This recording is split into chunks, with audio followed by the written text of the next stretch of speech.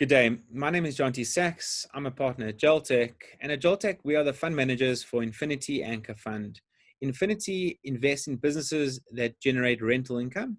We look to invest into businesses that rent out medical equipment, security equipment, fiber infrastructure.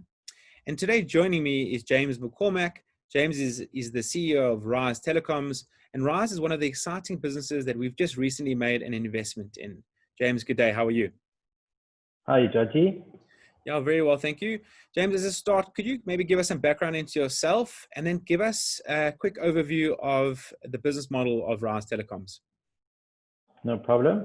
So I've been in the sort of technology space for many, many years. Started at Dimension Data, left there, and in fact started a fiber to the home business called Fiberhood that we then sold to a company called Zumatel. And in fact, Rise Telecoms was born out of the transaction with Zumatel. We were left with a very small fiber business down in part of town, and we've chosen that to now create a platform for a different kind of business called Rise Telecoms. And what Rise Telecoms does is effectively provide high-speed internet to multi-unit dwellings, high-rise buildings with many hundreds of units in them, located in all sorts of different places in the country. We really are looking to effectively create an alternative to GSM-based data services. So when you're at home, you can use our services in competition really to what most of our end users do at the moment, which is use GSM-based data solutions. Okay, so I think for our viewers, really what you do is you install, and correct me if I'm wrong, large modems or routers in an apartment block, and then the residents, instead of having a modem into their house, what they'll do is they'll just connect to your large modem, and they'll then be able to connect to the internet. As simple as that. That's exactly right. Yeah, they're called access points, though, Jonty. Okay. but you can call them a modem. Cool. That's exactly the model. Okay, and in your, in the experience of the of Rise, how has COVID affected the performance of the business? So we obviously we're a data-driven business. Our key metrics are the volume of data that we get through our network. And at the start of lockdown, we were putting through roughly 100 terabytes of data across the network. By the end of the second month of lockdown, that number had grown to 300 terabits of data. So that's basically a 200% increase in the volume of data through the network. And obviously, data through the network is what drives our numbers. So fortunately for us, with everybody sitting inside their unit using our services, we had a great lockdown from a business perspective, and in fact we've been able to grow our revenues and grow our headcount during this period, which is very fortunate for us, and we are really grateful that we were able to do that. That's, there are not many businesses in the market that have had a good lockdown. In fact, that's the first time I've heard someone say that, which is really positive to hear. You mentioned headcount, and obviously from a Section 12J perspective, I think one of the metrics that Treasury takes into consideration, whether they're going to extend the sunset clause or not, is whether our investments in other 12Js are having an impact on job creation. Since our investment and going forward, do you think that the employment numbers within Rise Telecoms will increase as a result of the investment? Yeah, so Jonty, they already have. As I said, we had a good lockdown and we've actually added to our headcount over this period. Our key metric is the number of residential units that we provide our service to. That's how we measure the business day in and day out.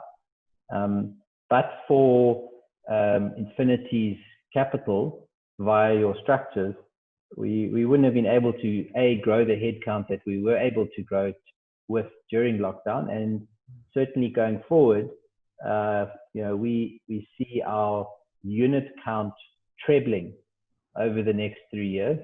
And with that comes direct and indirect employment. So we obviously grow our own headcounts internally to service those additional units.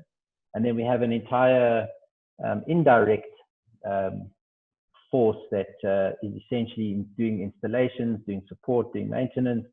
And we reckon that if we can treble our unit count in the next 2 years, we're definitely going to be seeing at least a 15 to 20% increase in our head count, and probably the same in our subcontracting base. So it's definitely, obviously, the technology, connectivity, data space is a growing part of a pretty dire market out there. And we're fortunate to be in that space, and we hope to get more of your money, Jonty, in order to treble our unit count. Okay.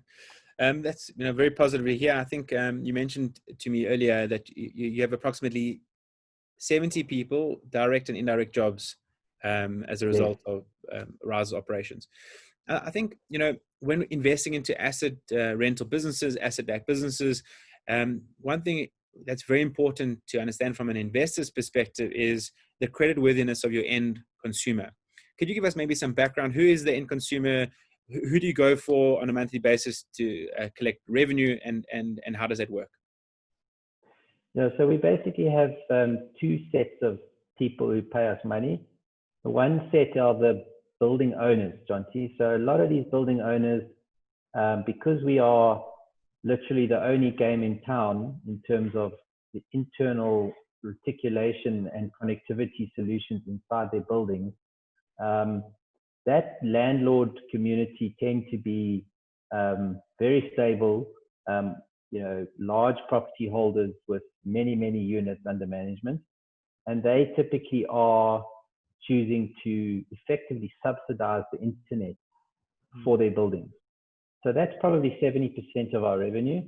The other 30% comes directly from end users in those units who really purchase prepaid data from us.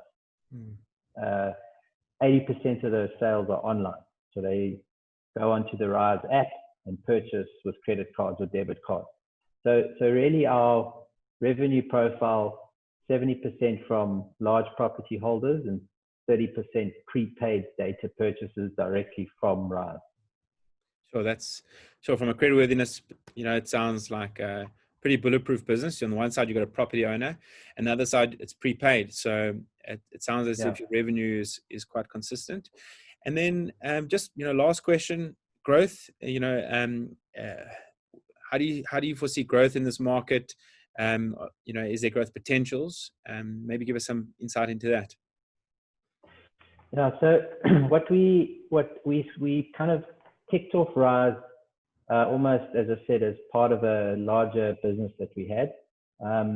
What we've quickly come to realize is that the provision of internet services into these buildings has become a utility service. So by that I mean it's become the equivalent of electricity, water, sewage, waste removal. Almost every single one of these buildings now, you cannot let it out without providing some form of connectivity.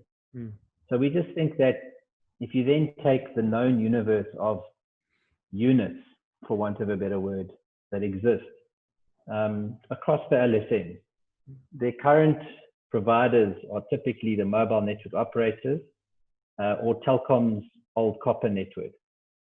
The Telecom copper networks are being discontinued. So really there's a huge opportunity to replace what used to be Telecom's copper networks across this home experience, coupled with the fact that in many buildings they never had Telecom copper in the first place.